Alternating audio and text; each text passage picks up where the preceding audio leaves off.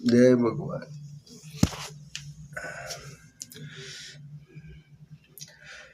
સુંદર માંગલિક વધાઈ વાજા વાગવા સાંભળીને અયોધ્યા લોકોને પૂછ્યું કે આ સાંભળીને મંથરાના મનમાં ભારે ઉત્સાહ ઉત્પન્ન થયો।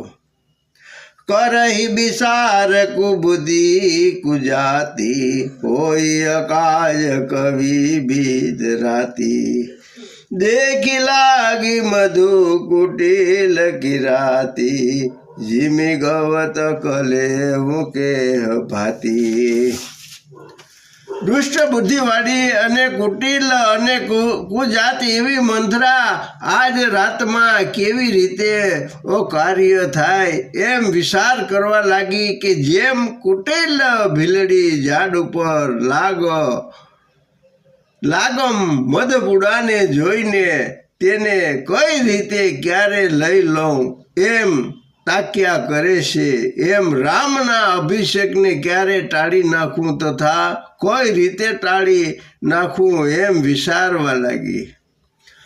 ભરત માત પહી ગઈ બિલખાની કાનમતી હસી કહી હોય રાની ઉત્તર દઈન દેહું સાહુ નારી સરિત કરી કાળવાસુ। આવી મંથરા મનમાં દુઃખી થઈને તથા બોઠી પડી અને કૈકેયીની પાસે ગઈ અને કૈકેયીને હસીને આજે હું નારાજ કેમ દેખાશે એમ પૂછવા મંથરા ઉત્તર નથી આપતી અને નિશાસા નાખતી સ્ત્રી ચરિત્ર કરવા લાગી તથા નેત્રમાંથી આંસુ સારવા લાગી।